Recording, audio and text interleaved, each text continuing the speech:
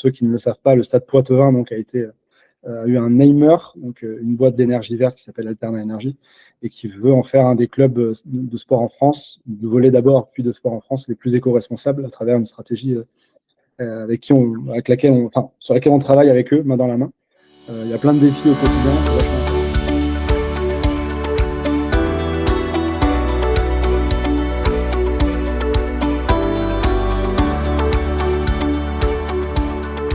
Bienvenue, Mickaël, dans ce premier numéro, le vrai interview podcast du Café du Sport Vinesse. Raconte-nous un peu comment est né, tu es cofondateur d'Ecolosport, raconte-nous un peu comment est née cette idée et ce que tu en as fait depuis sa création. Bonjour à toutes et tous et merci Olivier pour l'invitation. Ecolosport est né il y a plus de 5 ans maintenant, pendant le confinement, le tout premier confinement. Je travaillais au Castres Olympique à ce moment-là, et en essayant de me renseigner un petit peu sur les enjeux environnementaux dans le sport, et en ne trouvant pas grand-chose, parfois rien, j'ai décidé de lancer ce qui était vraiment un blog initialement, quelque chose de très personnel, et qui est devenu un média, et je dirais même plutôt une plateforme aujourd'hui, parce qu'on n'a pas que de l'information, on a aussi tout un tas de services proposés gratuitement sur le site. Tout est gratuit sur le site aujourd'hui, sur la partie informative en tout cas, et téléchargement de ressources. Donc voilà, le média est né comme ceci. C'est un média qui se veut positif, c'est-à-dire qu'on essaie de partager au maximum les bonnes pratiques, les initiatives, les sportifs qui s'engagent, les acteurs qui s'engagent de manière générale, les outils aussi, toutes les solutions à travers des articles. On en a plus de 1200 aujourd'hui, des podcasts, des vidéos, tout un tas de ressources qu'on met à disposition. Voilà. Parlons d'Inspire, Mickaël.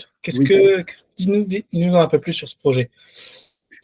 Inspire, c'est parti d'une volonté de diversifier un petit peu ce qu'on faisait jusqu'à présent. Ça faisait 5 ans qu'on avait des articles, quelques petits podcasts, quelques vidéos aussi sur les réseaux sociaux.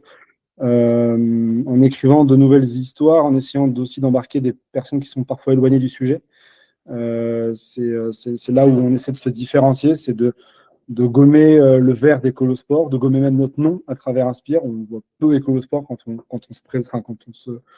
on vient sur le premier dossier, la première inspiration sur les océans. Il n'est pas forcément question d'écologie dès le début, mais à un moment donné, effectivement, le sujet écologique arrive sur la table et on essaie d'embarquer le lecteur, la lectrice dans cette histoire qui est rythmée par différents contenus, des contenus qui peuvent être internes à Ecolosport, des choses qu'on a déjà faites, des choses qu'on a créées exclusivement dans le cadre de ce dossier, et des contenus aussi externes, c'est-à-dire qu'on fait des contenus qui ont des bonnes choses, je pense. Et puis surtout, on parle exclusivement de sport, là où certains enjeux demandent d'aller un petit peu sur d'autres terrains. Donc, on va avoir des podcasts indépendants, des vidéos, des documentaires, des bouquins, certains rapports, des articles, d'autres acteurs, ça peut être France Inter, ça peut être France Télé, ça peut être des podcasts indépendants, ce genre de choses, pour comprendre les enjeux un peu globaux. Et en fait, au fur et à mesure, on reprécise un petit peu le propos sur le sport.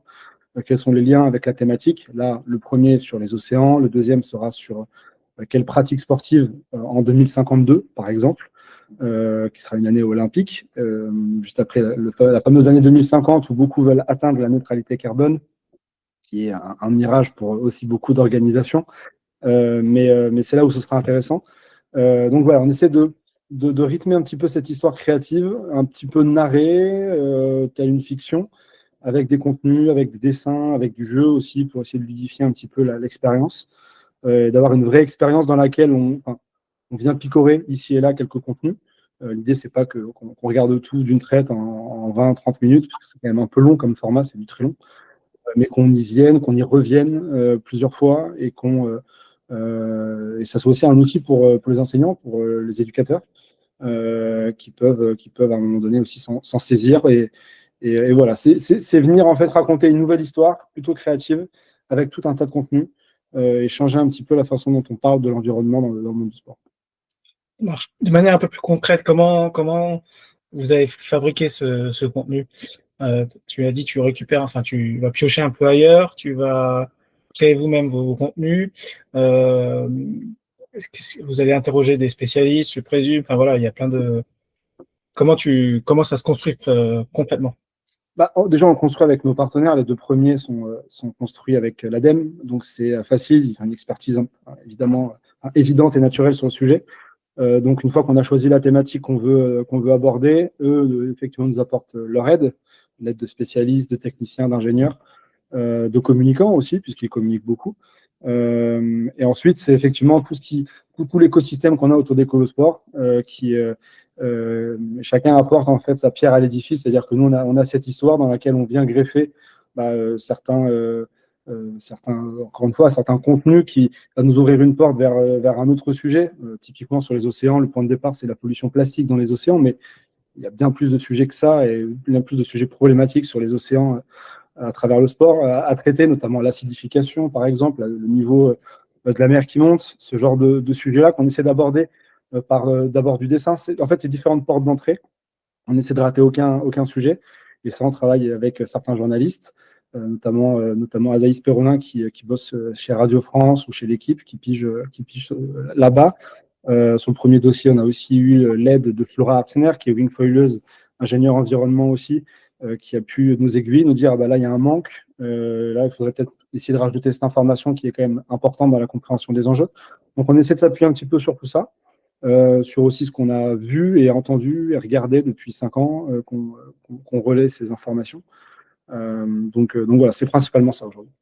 Ok. Si tu veux pas le dire, tu peux. Mais c'est autofinancé. Vous travaillez avec des partenaires, donc tu l'as mentionné l'ADEME. Est-ce que il y a un modèle économique derrière ce projet-là? L'idée, c'est de créer un modèle économique un peu pérenne autour du média grâce à ce projet. En fait, chaque dossier, chaque inspiration, comme on les appelle, ne verra le jour que si elle est financée. C'est la nouveauté par rapport à ce qu'on fait habituellement sur Ecolosport. On a de l'actu tous les jours. Et on ne demande rien à personne, pour le coup, ni à nos utilisateurs, on n'a quasiment pas de publicité, c'est très très rare. Là, par contre, effectivement, on s'appuie sur le soutien d'acteurs qui peuvent être publics, comme l'ADEME, mais aussi privés. On est pour parler avec quelques marques qui sont engagées, évidemment pas n'importe quelle entreprise, de toute évidence. Voilà, pour avoir des thématiques qui sont soit liées à leur activité, soit un corps de métier en particulier, soit quelque chose sur laquelle l'entreprise est engagée ou la collectivité, sachant qu'on ne se ferme aucune porte en termes de sujet. Typiquement, on a parlé des océans sur le premier sujet. Le deuxième, j'en ai pas trop parlé, tu as de la chance, c'est sur la pratique sportive dans quelques décennies. Comment pourra-t-on pratiquer du sport dans un monde qui s'est déjà réchauffé de quelques degrés et qui va continuer à se réchauffer malheureusement? On a plein de sujets qui sont en cours d'élaboration avec d'autres partenaires potentiels. J'espère on arrivera à transformer en véritables partenaires. Sachant que voilà, il y a des sujets écologiques, il y a des sujets par sport. On peut très bien faire un focus sur un sport en particulier, sur une compétition en particulier. Typiquement, il y a la Coupe du Monde, évidemment, 2026 en Amérique du Nord. On aimerait beaucoup, on est en train d'y travailler, faire un sujet sur le football de demain. Comment on organise un autre football que celui qui nous est proposé par la FIFA pour les prochaines années, par exemple. Donc là, nous recherchons un financement pour sortir un sujet à l'aube de la Coupe du Monde. On peut le faire par zone géographique aussi. Comment on arrive à parler, je ne sais pas moi, des Pyrénées ou des Alpes en particulier, d'une certaine région en particulier. Donc on pas même par sujet sportif. La fan expérience, comment on la rend éco-responsable, comment on crée une histoire autour de ça. Voilà, on ne se ferme aucune porte. L'idée, c'est de parler de tous les sujets en étant très créatif et en inspirant les uns et les autres. C'est combien de temps vous mettez à peu près? Vous êtes combien de personnes à travailler dessus, on va dire, pas à plein temps, parce que je pense que c'est un peu un fil rouge sur les activités globales, mais voilà, combien de temps sur le premier dossier vous avez mis pour le faire et sur le suivant? Le premier dossier, c'était le premier, donc première inspiration. Voilà. Ouais, on avançait un petit peu à tâtons, on savait pas trop où on allait, le projet évoluait par rapport à ce qu'on avait imaginé au début. Je pourrais répondre précisément à cette question une fois que j'aurai fini le deuxième, mais globalement, un mois. Un mois à peu près, donc il y a moi principalement qui travaille sur le projet et on a l'intervention d'Azaïs qui a sa chronique. Là, on avait Flora, peut-être qu'elle continuera avec nous, peut-être que ça sera quelqu'un d'autre. On a aussi Sanagal, un dessinateur de presse. Il y a évidemment Eddy, mon associé, qui est toujours en train de lire et de relire parce qu'il a une connaissance assez bonne, très bonne de la situation et des enjeux. Donc, on est 4, 5, 6, plus le partenaire, évidemment, avec qui on co-construit la thématique. Donc, on est quelques-uns quand même, mais c'est vrai que le fil rouge, la trame, c'est quand même plutôt moi qui l'organise et qui passe pas mal de mon temps aujourd'hui. Ouais, bien sûr. Super, bon, c'est des beaux projets. Est-ce que on va revenir un peu sur le média un peu Écolosport. Vous avez lancé il y a quelques semaines, voire mois plutôt, on va dire, une plateforme de formation. Vous pouvez peut-être nous en parler un peu plus? Ouais, l'idée c'était de, toujours pareil en fait, avec l'écolosport, on essaie toujours de compléter un manque, un vide. Alors il y avait des plateformes de formation en e-learning qui existaient, pas sur le même ciblage, on va dire. Nous, on cible vraiment les professionnels du sport individuellement, non pas les associations, les clubs, les fédérations. C'est tout aussi important de le faire.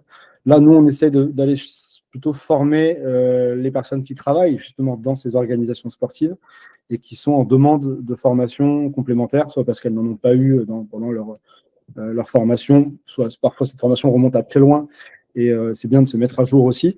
On y avait de la demande là-dessus, donc on a créé cette académie qui vise alors qui n'est pas fixe, c'est-à-dire que les formations vont évoluer, il y a des nouveaux modules qui vont arriver prochainement. Donc voilà, l'idée c'est ça, c'est de former sur une plateforme aussi collaborative et qui fédère un petit peu tout ce monde-là, les professionnels du sport, du secteur, tout simplement. Vous avez déjà des retours un peu là-dessus sur les apprenants? Ouais, on a des bons retours qualitatifs. Forcément, voilà, on reçoit des messages. Ah, super, super pour ci, super pour ça. Des fois, on est même challengé aussi. Ah, j'aurais adoré que vous parliez de cette thématique-là. On sait qu'on n'est pas complet sur ce qu'on peut dire.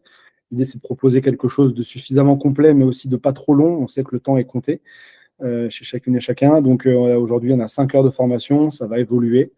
On arrivera probablement à un moment donné autour des 8 heures, ce qui est pas mal, 8 heures quand même. C'est du e-learning, donc chacun peut le regarder, l'écouter à son rythme, en fonction de son temps, en fonction aussi des périodes pleines et creuses que sont les saisons sportives notamment. Bien sûr. Et on vient un peu sur le côté agence d'Écolosport. Ouais. C'est quoi un peu beaucoup de monde te connaît, mais enfin beaucoup de monde la connaît, mais c'est quoi un peu les services, les expertises que vous proposez? On a 2 gros pôles, on va dire. On disait 3 avant, mais on a réuni, on va dire, conseil et formation dans un même pôle qui est géré par Eddy Clémenzac, donc mon associé, qui accompagne les acteurs du sport cette fois. Alors, on les valorise sur le média, on essaie de les accompagner sur la partie agence. Donc, conseil formation, on accompagne des clubs, des fédérations, notamment sur la partie conseil, des collectivités aussi, de plus en plus. Et ça, c'est très encourageant parce qu'aujourd'hui, le sport amateur, pour acter une transition écologique avec le sport amateur, il faut plutôt passer par les collectivités que par directement, évidemment, ces associations qui ont peu de budget, parfois par certains partenaires aussi privés. Donc là, on a entrepris un travail, on a fini un travail avec le Grand Narbonne, on a entrepris un travail qui a commencé avec la métropole de Toulouse, qui est assez fondateur pour nous. Avec la ville de Lyon aussi, on collabore sur ces thématiques. On essaie de parler aux clubs amateurs et de leur montrer en fait tout l'intérêt de démarrer une transition écologique ou en tout cas de l'accélérer, de la poursuivre. On travaille avec des clubs aussi, notamment le club de Poitiers en volley qui est vice-champion de France. L'Alternance de Poitevin Volleyball qui a une démarche assez ambitieuse pour le coup et qu'on est très heureux d'accompagner depuis 1 an et demi maintenant. On n'en a pas trop parlé pour le coup, mais c'est un club ultra intéressant à suivre. Donc là, on a tous volé là, conseil. On fait aussi de la formation auprès des écoles de management du sport, bien sûr, pas que. On le fait aussi dans des écoles publiques, donc l'université ou l'UIT. On le fait aussi auprès des fédérations, notamment la fédération de rugby dernièrement, avec qui on a pu échanger, on a pu former les équipes événementielles à prendre en compte les enjeux environnementaux dans leur travail, dans leur mission. Donc ça, c'est sur cette première partie conseil formation. Et on a un deuxième volet que je chapeaute beaucoup plus, puisque c'est mon métier à la base, qui est un volet communication responsable aussi. Donc là, en fait, c'est tout ce qu'on peut faire via le média, c'est-à-dire valoriser une initiative, une bonne pratique, une stratégie. Là, au lieu de le faire pour le média, on va le faire directement pour l'organisation et ses parties prenantes. Donc c'est la création de rapports RSE, c'est de la gestion de réseaux sociaux très ciblés sur des marques qui sont engagées. C'est de la création de support de manière générale, de sensibilisation, de formation.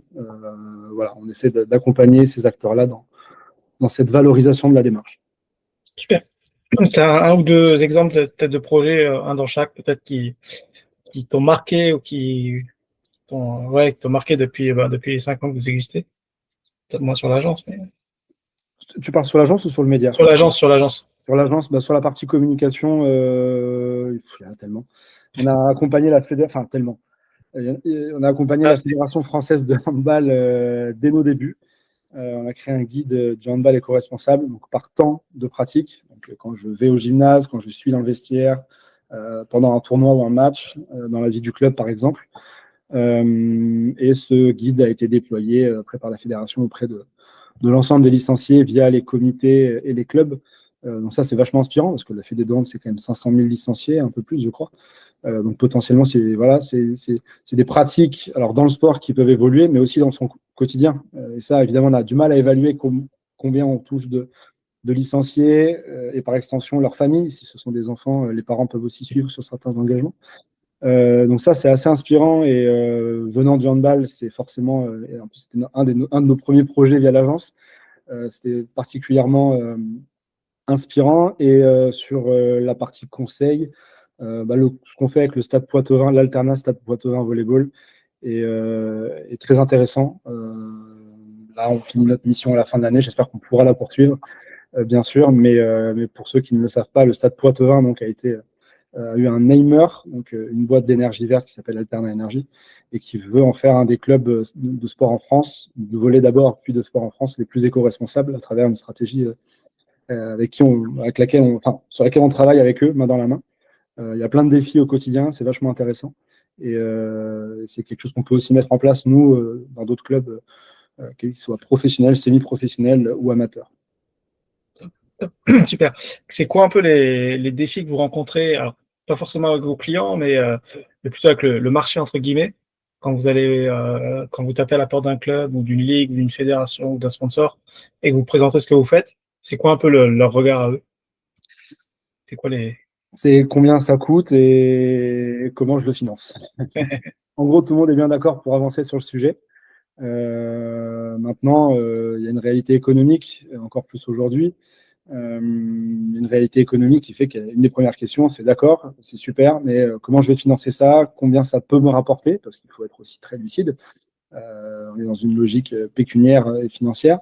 Ou alors, plutôt que combien ça me coûte, combien je dois investir? Parce que selon moi, ce n'est pas un coût, c'est un investissement. Et qui dit investissement dit retour sur investissement. Alors, il n'est pas forcément financier, il peut être purement écologique, il peut être d'image, évidemment, il peut être multiple.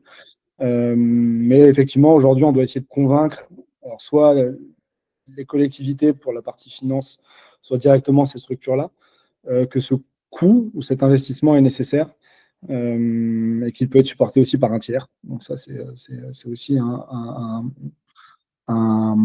argument qu'on essaie de pousser au maximum. Très bien. En prenant un peu de hauteur sur l'écologie et la transition écologique en général, quel est ton regard un peu sur l'avancement de ces sujets-là dans le sport, en France et international, entre on va dire les pratiques anecdotiques ou je sais pas forcément le bon mot, mais voilà, la pratique qu'on fait parce qu'il faut le faire et ceux qui ont un vrai engagement écologique. Je ne sais pas si on peut parler d'avancée. Tu parlais d'avancée. Il y a eu une grosse avancée, très clairement, pour moi, à partir du Covid, depuis 2020 jusqu'en 2024. Et j'ai l'impression que Paris 2024 s'est clôturé et avec lui un certain nombre de choses. Et je pense que ces avancées environnementales, écologiques au sein de l'organisation du sport, au sein de l'industrie du sport même et du mouvement sportif, c'est un petit peu stoppé, arrêté, c'est ralenti aussi. Voilà, il faut essayer de. Je trouve qu'il est plus difficile de convaincre aujourd'hui qu'il y a 2 ans. Mais pour autant, le sujet est encore plus important qu'hier et l'est moins que demain, puisque le changement climatique et ses conséquences sont là déjà et vont s'accélérer dans les années qui viennent. Donc, il faut poursuivre ce travail de fond. Il faut convaincre. Et surtout, il faut que les organisations sportives comprennent qu'il s'agit de la pérennisation de leur activité. Donc, on parle aussi, pas uniquement de faire quelque chose pour la planète. C'est d'abord le faire égoïstement pour nous, si on ne le fait pas pour la planète et ce que ça comporte, c'est-à-dire tout l'écosystème de la planète. Il faut le faire égoïstement pour nous, humains, pour notre pratique sportive qui va être touchée, qui peut voir ses jours de pratique réduits, donc c'est son calendrier un petit peu bouleversé, donc son modèle économique complètement remodelé. La liste est longue, hein, des conséquences au bout du bout. Alors, elles sont parfois aussi à long terme. Et dans le sport, on a plutôt une vision très court-termiste. C'est là aussi la difficulté et l'enjeu pour nous. Ça marche. On l'a vu, il y a quelques athlètes qui prennent la parole sur ces sujets, voire même qui font des choix forts sur ces sujets-là. Ils ont forcément un rôle à jouer. Est-ce que toi, tu as l'occasion d'en discuter avec certains et soit de les former, c'était pas là, mais les sensibiliser ou soit de les aider justement dans leur engagement? C'est difficile, les athlètes, parce qu'ils ont une carrière à mener. Et c'est souvent quand ils ont une carrière qui a déjà été bien entamée, déjà couronnée de succès pour certains et certaines, que ça commence à bouger sur ces questions-là. Je pense à Kylian Jornet, par exemple, mais pas que, à Nicolas Karabatic. Il y en a plein qui ont pris la parole. Alors, c'est peut-être aussi avec la maturité et l'âge pour certains, le fait d'avoir des enfants pour d'autres. Voilà. Mais la problématique, c'est que ces athlètes-là ont une influence, une résonance dans leurs propos dès lors qu'ils commencent à avoir une certaine notoriété acquise grâce aux titres. Et ces titres-là, ils ont été les chercher parce qu'ils ont dû, à un moment donné, effectivement avoir un impact important sur l'environnement, de leur fait ou pas. Néanmoins, il est important qu'ils prennent la parole dès lors qu'ils en ont envie. Il ne faut pas que ce soit une injonction, bien sûr. Par contre, moi, je note deux choses. La difficulté, il y a deux difficultés aujourd'hui pour qu'ils prennent la parole davantage. La première, c'est un ressenti, un manque de légitimité, très souvent. Oui, mais je suis amené à prendre l'avion. Oui, mais je mange encore beaucoup de viande. Oui, mais ci, oui, mais ça. Il faut passer outre ça. Personne n'est parfait, moi le premier. On a plein de dissonances cognitives encore aujourd'hui et on en aura, je pense, toujours. Mais ils ont une influence parfois énorme pour certaines. Donc il faut réussir à passer outre ça. Le problème, c'est les réseaux sociaux et ce que ça peut engendrer évidemment derrière, via les commentaires notamment. Donc il y a un manque de légitimité, une peur. Et le deuxième point, c'est parfois un manque de connaissance du sujet, qui est parfois assez technique, scientifique. Moi, le premier, j'ai eu un peu de mal au début à appréhender ces enjeux parce qu'on parle de CO2, on parle de beaucoup de choses. C'est très scientifique, il faut bien connaître le sujet pour en parler.